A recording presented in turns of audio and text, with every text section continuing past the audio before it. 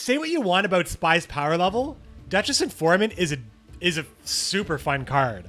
No game is the same with Duchess Informant, and I love running it. Double deploy for the newly buffed Nausicaa Sergeant, which you're bringing out with the newly buffed Portal, which is bringing out the recently buffed Ducal Guard, and you're playing Duchess Informant. You're getting tons of points, and you haven't even like really cared about the spies yet. I don't know. I think Spy Nilfgaard, if it doesn't work or you guys don't like it, then you guys just can't be pleased. This is it, guys. This is it for Spy Nilfgaard. But can we talk about Northern Realms? All right.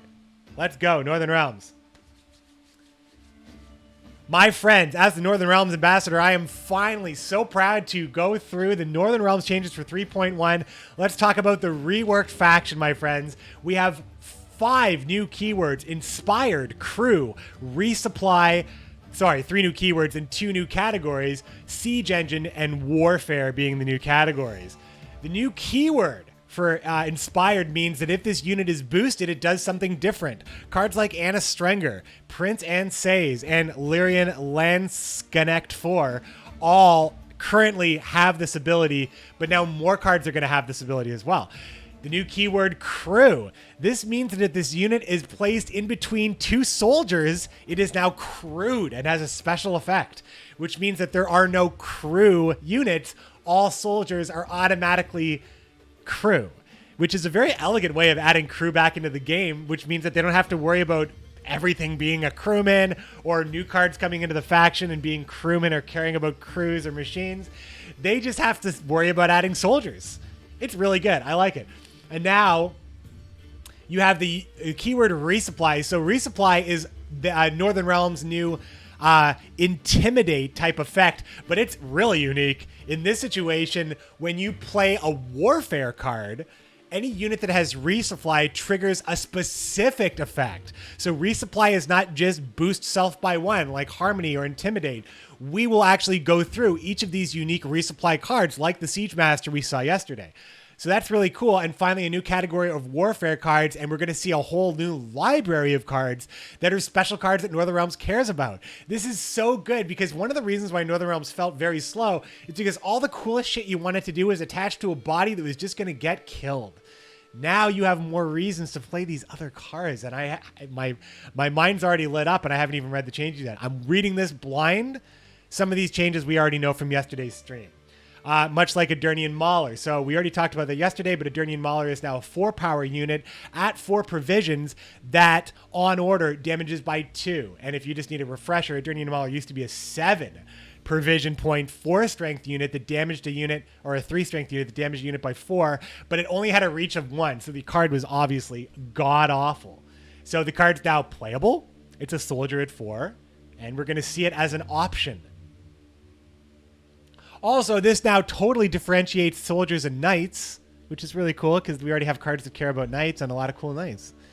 And a Strenger is now strictly better. Its new Inspired ability is not new at all. It's the same card. When it's boosted, it is now Inspired and now boosts adjacent units. But when it's not Inspired, it does something now. It boosts the allied unit on the right. So Anna Strenger is strictly better. Always boosting. Doesn't matter if it's damaged, harder to control, still gets value as an engine, even when it's damaged. So it's not so much that you can play her earlier, but that's not nothing. But it is more so that your opponent has a harder time disrupting it. And when your opponent has a harder time disrupting your engines, they're more encouraged to use things like locks and less encouraged to just use their 4 provision point card that does damage to just disable your engine. So a truly massive change at the 7 provision point slot. This card is going to get you huge value. Also, plays into this new sort of idea that Northern Realms really, really, really wants to have a lot of units on the board to play with adjacencies, with Crew, with the new Kira Metz, with Anna Strenger, with all these units that care about adjacencies like Tridem Infantry and anything that cares about being boosted. Adjacency is the name of the game. So disrupting Northern Realms is all going to be about removing units, as it always is, but there's going to be so much more you care about removing that you have less incentive to remove. Think about Cleaver's Muscle. How good is that card?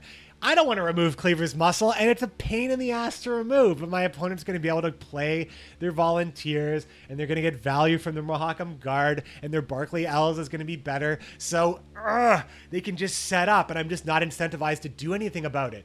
Now Northern Realms is getting a bunch of those cards. The new Kidweni Cavalry. I mean, Lady of the Lake was a card that I was running in a faction that already has Sintron Enforcer, just because what a pain in the ass Lady of the Lake is to stop. At least Sintron Enforcer, you can kill it. I don't know, man. Northern Realms is just going to get so much flexibility. Movement is going to be, I mean, oh boy. Northern Realms is going to be so damn good. Setup is just going to be so hard to mess with. You're going to eat up all your removal with the setup, with stopping the setup, and then you're just going to come down with the other good cards. Oh man, I'm exhausted by how excited I am about this. It's like tired to be this hype. Faction Ambassador work is hard work. Oh man, it's hard work.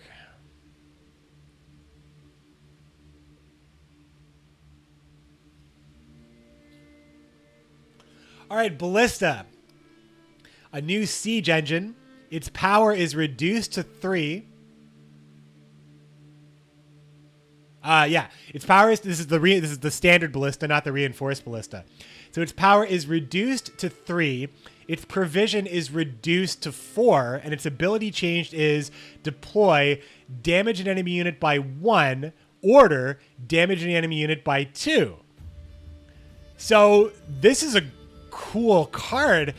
This card is like, so they've changed the way Merc to Braca works, but they've made this kind of like a new sort of mini Merc to Braca. So let's talk about why this card is fantastic. Not only is this a 4 provision point card that has an order, which Lyrian Arbalest likes, which Lyrian Cavalry likes, it is also a card that has upfront value. So it has 4 points up front with the potential to have another 2. And stopping this order, like, okay, it's another card that's like, I guess I can stop it, but it's probably going to go off because this is a 4 provision point card. So, okay.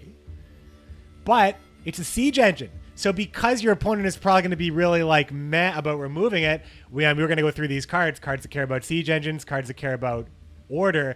And finally, the best part about it, you now have reach on the board. This is very important all the time when you have a bunch of stuff that pings and does damage like Northern Realms has. Banard Tutor. Its power has been reduced to 2. Its provision has been reduced to 4. And it has a new ability, deploy, boost an allied mage by 4. Holy shit, this is a great upgrade. So what was Banard Tutor normally being used for? Well, Banard Tutor, if you are forgetting, was a card that boosted a unit by how many charges it had. We've seen a lot of changes to units that store charges and units that care about charges. So Banard Tutor was one of those cards that cared about charges. But in most cases, this card was happy to get a boost on a unit that is holding 3 or 4 charges. In which case, this card is kind of giving you that boost already up front. And a mage often was a card that was holding these charges because it was a Sintron Spellweaver, and you were playing this card because the Banard Tutor is a mage. So now this card is more likely to be, you just want to play it earlier, less conditional, just more flexible, much, much better in the 4 provision point slot. Having more mages at 4 are great because, guys, we're all running Sintron Enchantresses. We don't want to run Sintron Enchantress. If we can run this card, I think we can safely say that. So, I mean, we might see, Sintron Enchantress always gets a buff. It also gets a buff, I spy here. So I think that this is, it's a great card for mages.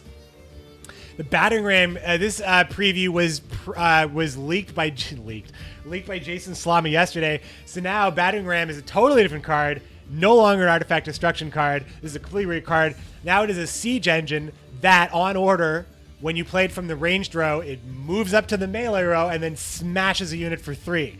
Super flavorful, but that's not even it. If you crew it, which means if you place the ram in between 2 soldiers, it gets zeal and you can throw it right away. The crewmen help you use it right away. Flavorful. It's great. It's a 5 provision point card and it has 4 strength, which means it's also not easy to get rid of. What a cool card. Black Rayla is now a 5 power card for 8 provisions with the ability changed to Order on the melee row, damage a unit by 1 with a cooldown of 1. And if this unit is inspired, damage a unit by 2 instead.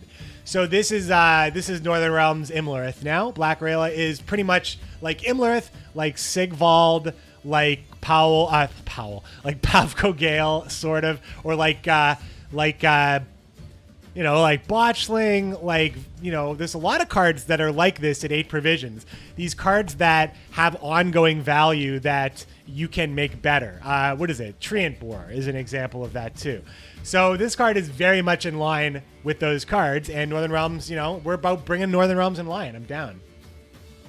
Bloody Baron, another card that cared about charges, doubling charges, abusing charges, no longer does what he does. Totally different card now. Let's read it for the first time. Bloody Baron, power is now 7. Provision now 10. Is a soldier, and his ability now reads Formation. Thank you. Order. Restore a unit to its base power. Inspired. If the target was boosted, give it bleeding with duration equal to the amount of boost removed from it.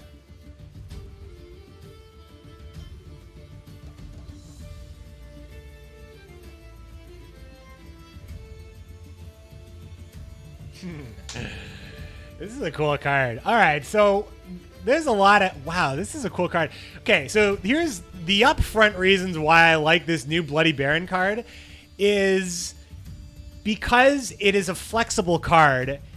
It is expensive at 10 provisions, but it's giving you a lot of really cool flexibility throughout the game, much like Kira Metz appears to be doing, and much like Prophet Lebiota it was doing before, although he's even cheaper than he was. So Bloody Baron, and he's a soldier, which is great because it means he can crew things. So that's great. So when you play Bloody Baron, he's a very expensive Peter Sargwenlev. However, if you play this guy on the ranged row and give him a boost, or play him with Meave, or play him with full test, you remove the boost and then you give it bleeding. So this is really good against tactical advantage. This is really good against anything early, any early engines that have a lot of boosts attached to it. This is good against something that builds early boosts early, like Bincy Bloom. Oh man, Bincy. Bincy is basically just killed with this. You remove all of it, and then you also put Bincy on a clock that she's just gonna die if your opponent doesn't do anything to save her life. It's really good for any engine, really. Not only does it stop, it stops, it reverts all the value that the engine got, and then it starts to slowly kill that engine. It's the Bloody Baron, and he has a bleed effect. Finally, Bloody Baron, after so long, back when he used to spawn Botchling and Lubberkin, when he was too strong, realistically, but when he was that strong, you used to hear and see this card a lot, and for a long time you didn't see him. You saw him in the odd Siri Nova deck and stuff. Like, there are some cool things you see, but this card is just good. It's just good. You're getting value at different points in the game. Its flexibility on getting you its value for its provision cost is very, very realistic. Plus, it's a soldier. Plus, it's got formation. Has different effects with different leaders in the game. Beautiful card. What a cool change. Damn, what a good change. What a cool rework. This is as good as Kira Metz. It's so good.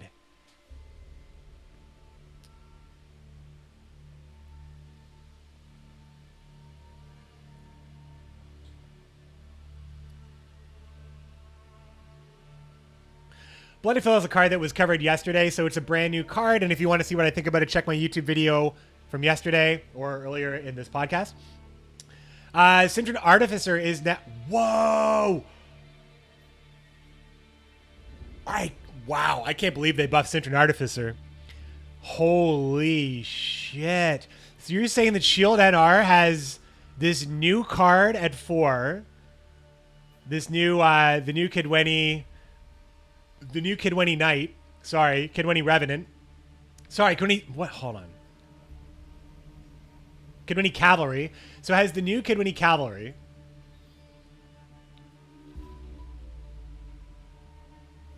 And now they have the Syndron Artificer at 4. I mean, they're all I'm not saying it's amazing. I'm just saying that Northern Realms has just you were running Cintron Artificer usually. So it's just that is a generalized mega buff. Because the card was already one of the best cards in the faction, arguably one of the best cards in the faction.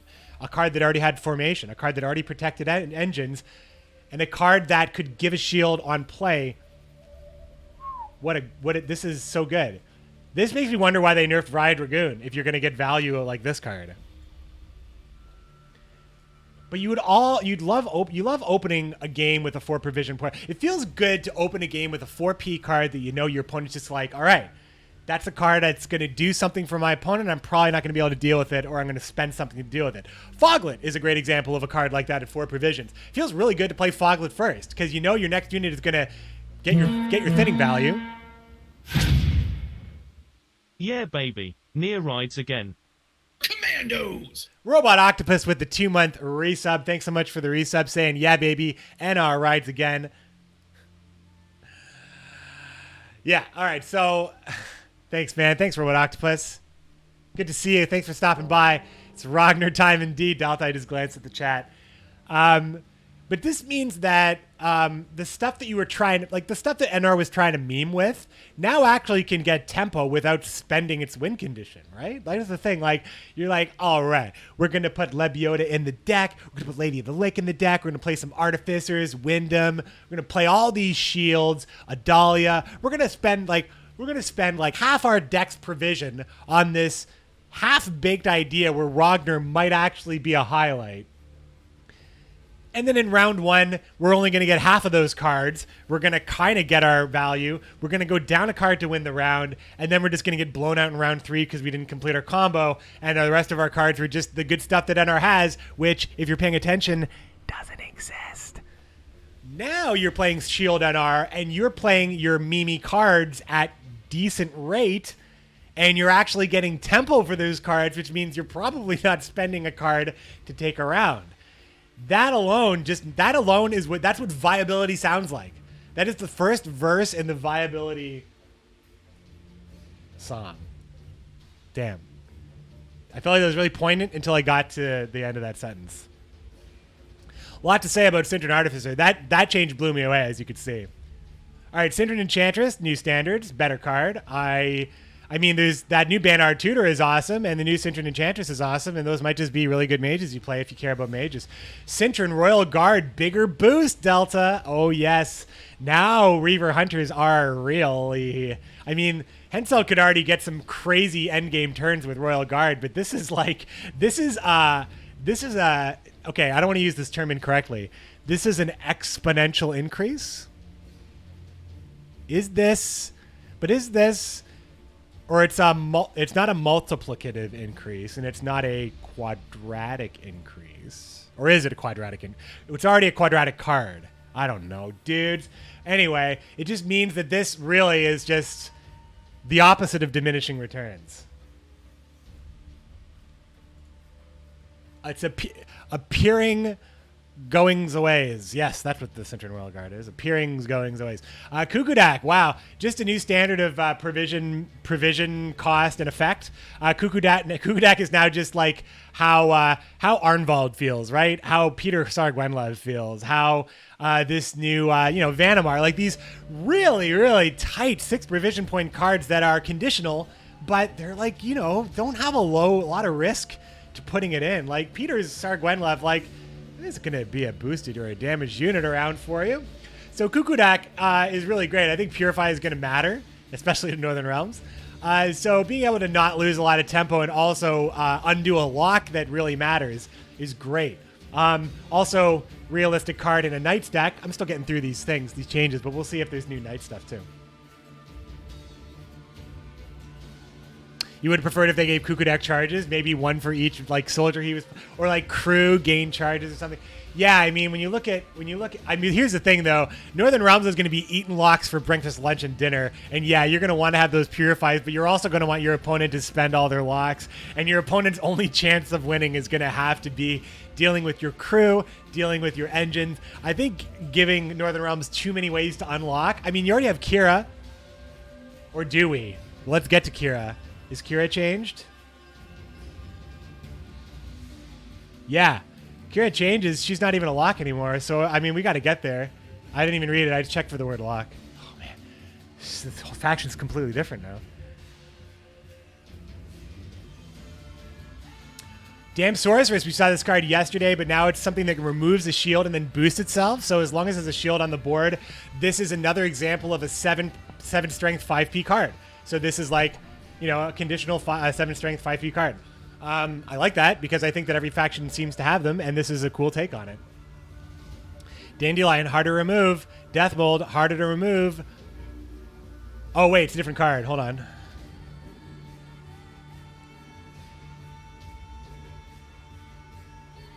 This card's good. So Death Mold is now another card that cares about mage synergy. So this is kind of like what scoia'tael has with dwarves and elves and such. Like, cares about the board state more. Cintran and Spellweaver cared about what you were gonna do and not what you've already done. So I think that Northern Realms didn't have enough of that stuff. I mean, Northern Realms didn't usually play well with stuff you've already done because as a greedy faction, you want to play for setup.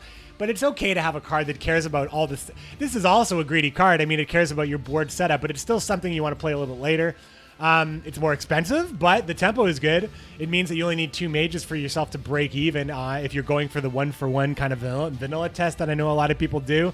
But I think 2 mages is very realistic when they're increasing the when they're reducing the provision points on including a lot of these mages in decks. And this is now just a straight up more reason to run a mage deck at all. Also bringing a Witcher character. I'm not going to say a beloved Witcher character. Nope. Not a beloved Witcher character, but definitely a Witcher character back into the game. So, as your majesty commands. I actually forgot all his lines. He used to be a very highly played card because he was known as a faction mage back in Vintage Gwent, when every faction had a mage card that created weather or removed weather and had additional effect as well. So you used to see so much Death Mold. I think Death Mold might come back, but in the archetype that he supports. So the thing is, you're going to see Death Mold probably in the archetype that he supports, so you're just going to see more play rate on these cards.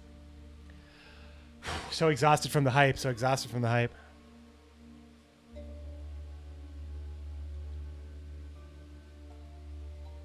Glory to ya. Yeah, he's the Drake Bondu of NR. Well, yeah, but I mean, Warriors are also getting a buff. A little bit of a buff. So maybe we see Drake? I mean, it's interesting. Drake as an S target in a long round situation where you just want to stack the board full of warriors. Drake's a warrior, right? Or is he not a warrior? Seems like he would be a warrior.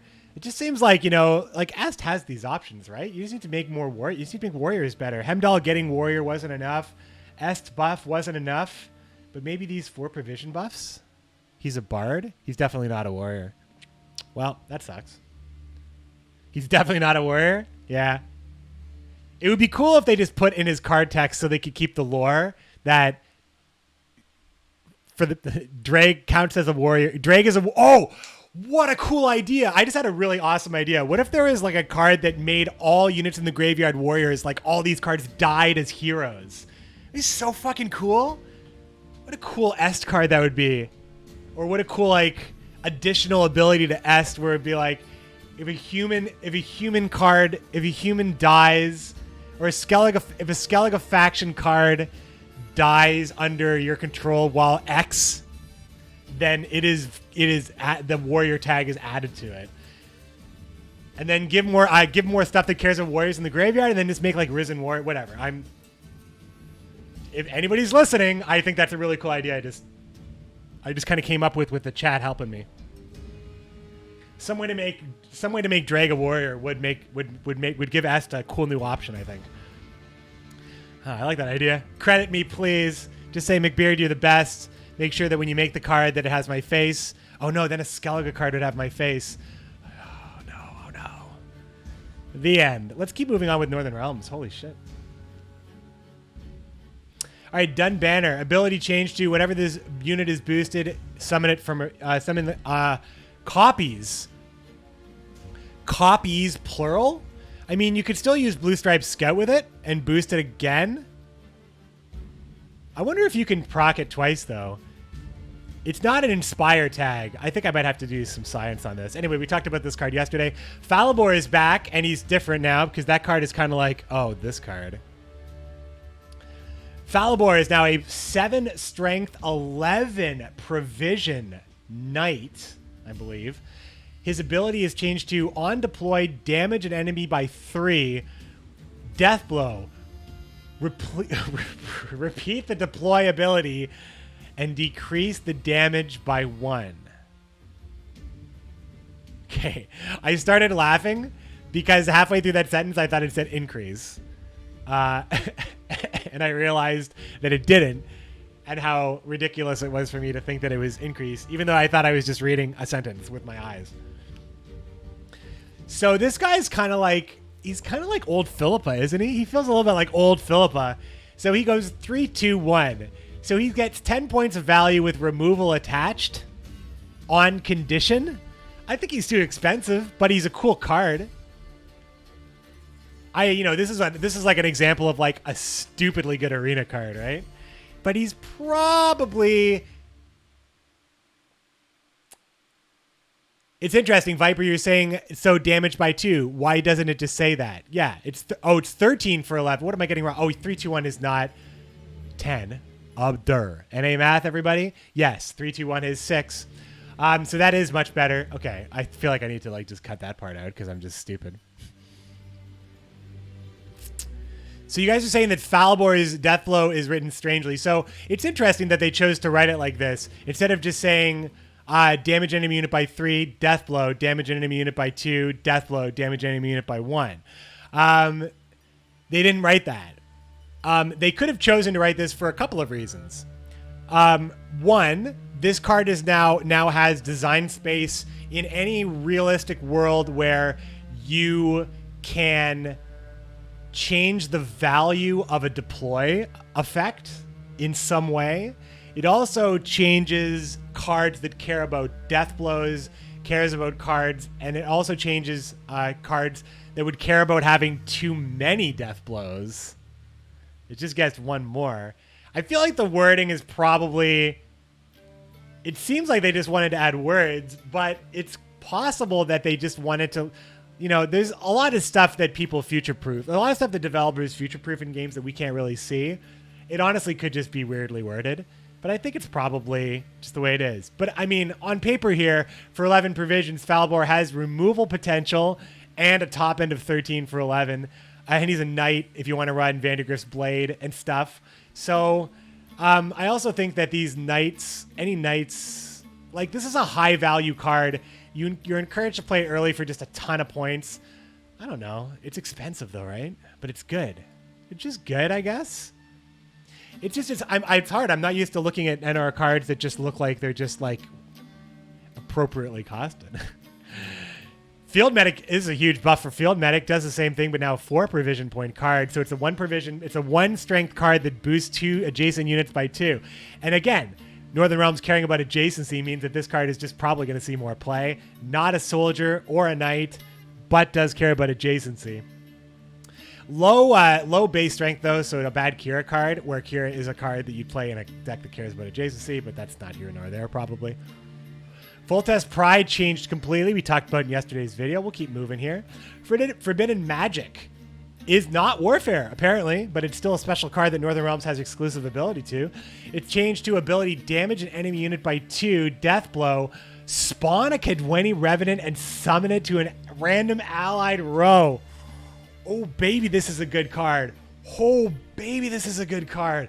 Look at this card, dudes. I love it. How many provisions is it? Is it 5 or 6? I mean, it feels like Primal Savagery, but like better because it's a Kadweni Revenant. I already have an SK card with my face on it. What is this?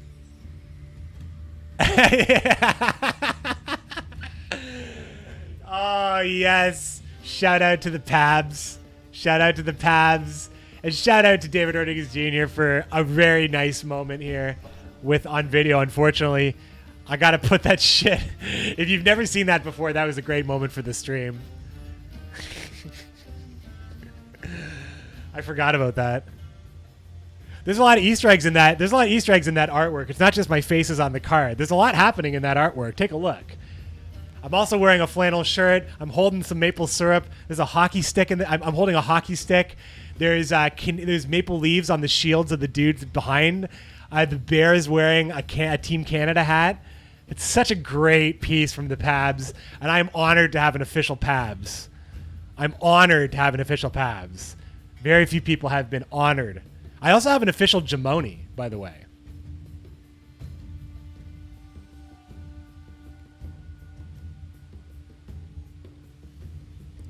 I love them. I love them both. I love both of those dudes for thinking about me in a creative way that I just, a lot of people think about me in creative ways.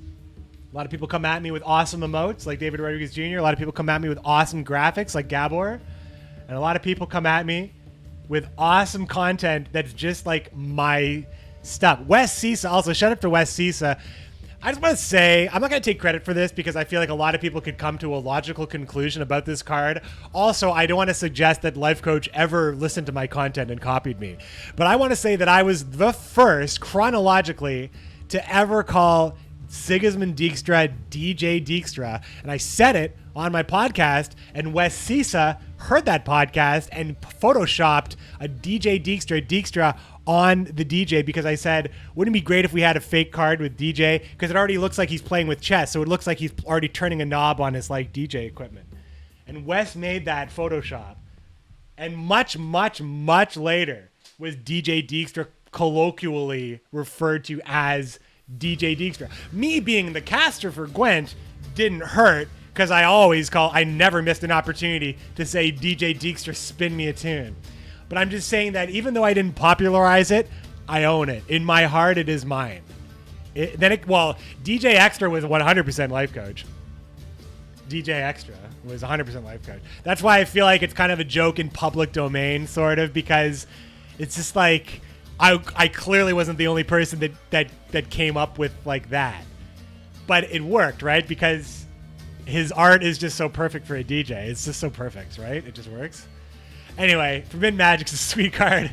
I don't know how he got there. Let's look at Hubert's change here. Hubert Rek is now a 5-power, 7-provision vampire with the ability change to Zeal on order, give bleeding to a unit for 2 turns, 1 charge. Cool. So this is a very elegant way to address the fact that, hey, you want to like take away all the value of putting charges on stuff? But we have a lot of cards that add charges to stuff. We have the Cintron Envoy. We have the Siege support. We have Prince Stennis. Like, why are you killing our Kian and our Vernon Roach? And why are you killing all these cards? Well, Hubert Rek, he likes charges. Why are you killing Johnny and Sarah?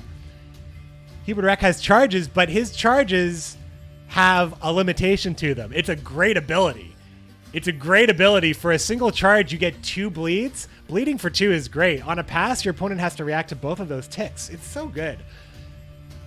But also, Hubert has a 5-power body, which is fantastic because Demavend may realistically be able to add charges to this guy early on, and Meave definitely will keep this dude alive. So Hubert is going to be on the board doing Hubert things. Well, no, he's not doing Hubert things. He's doing Pastodi things. He's doing like, it's such a good card, right? It's so good. So he's just adding bleed to the board constantly. I mean, say what you will about Hubert. Yeah, that was a strong card before, but he's a very strong card and a very good card now. All right, so a place to put your charges. Good to know. But I wonder how Demavend looks at the end of this. Demavend looks at the end. That's the beginning of my new Gwent hip-hop album.